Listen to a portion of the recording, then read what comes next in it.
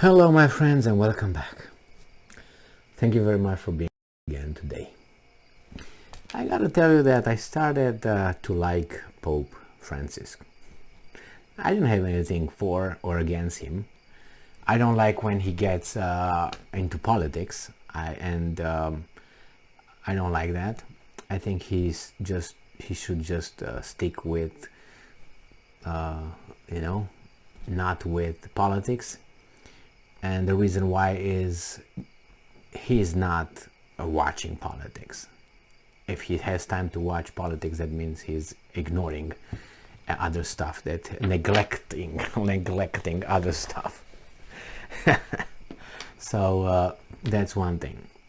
And I think his political views I'm not saying he should be ignorant of what's going on around, but he's briefed by his people in the Vatican.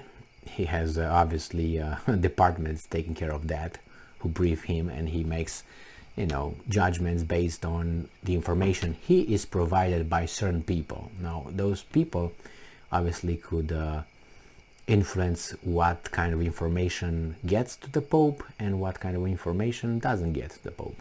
So that's why he's at the whim of these guys.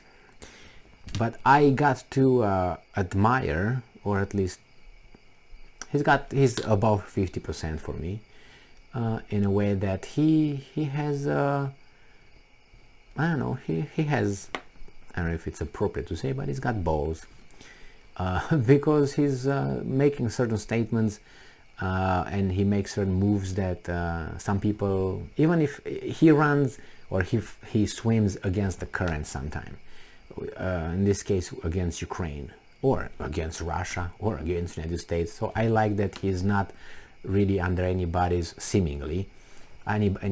boot, but only, So what did he do now? This article comes from Reuters from August 24th. And if you remember, Pope was supposed to meet the Patriarch, Pope Francis, Patriarch Kiril of the Russian Federation of Russia. And they have a meeting somewhere, and I'm going to read about it. And they were supposed to meet, and now they seem to not meet.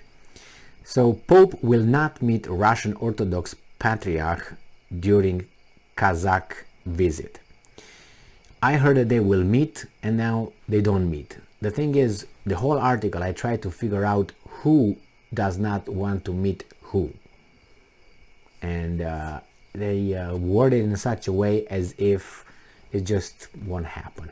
But I'm pretty sure that Kiril would not meet the Pope, because Kiril did not make statements that were a little bit inappropriate, I would say.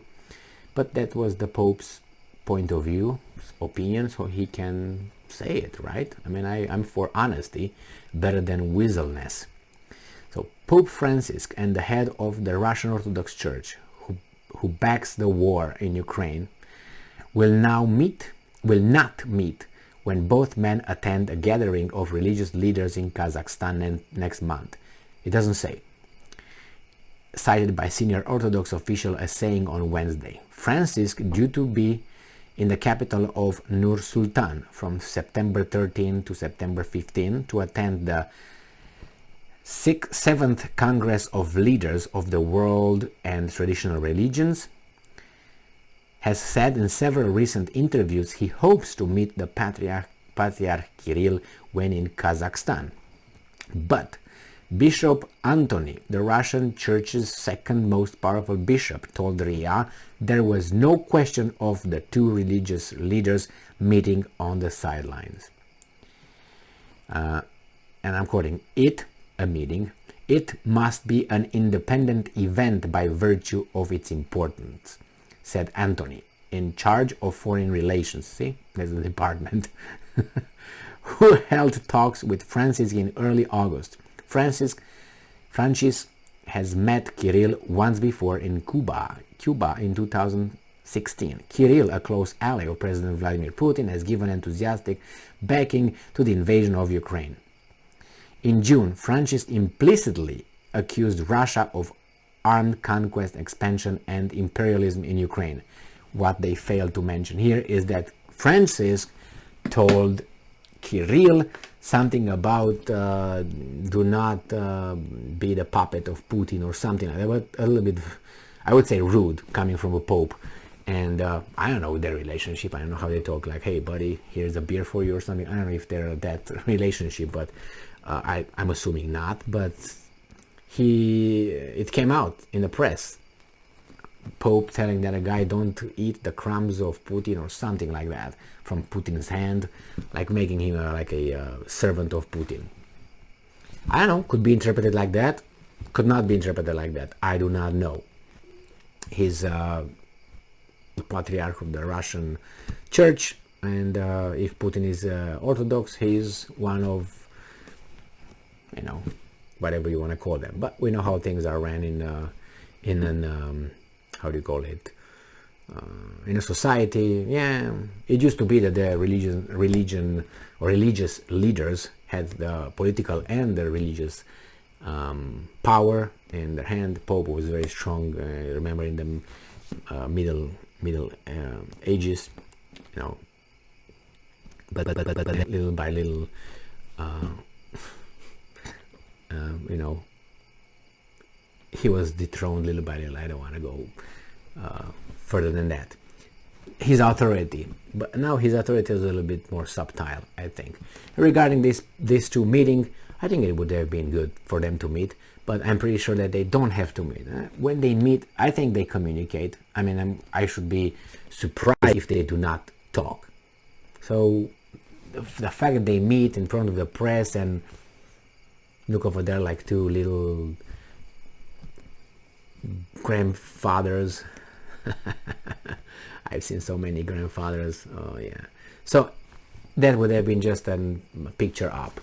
Not even hand, I don't think they hold hands, but shake hands. But one is with a thing, and the other one's with this stick, which they all come with whatever weapon of choice they have.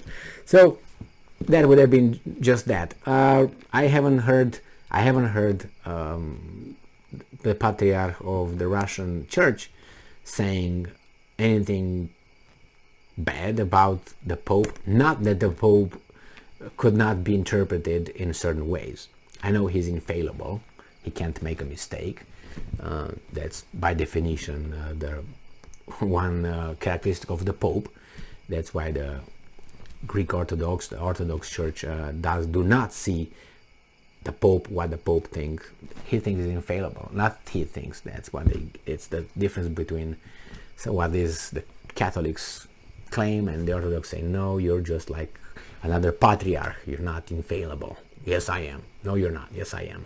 Let them be with their little lack of pride, because they can't have pride and ego, correct? Right? All right. Thank you very much for being with me again today. As I said, I got to like Francis a little bit here and there. Stay strong, stay smart, look for the truth, and be just.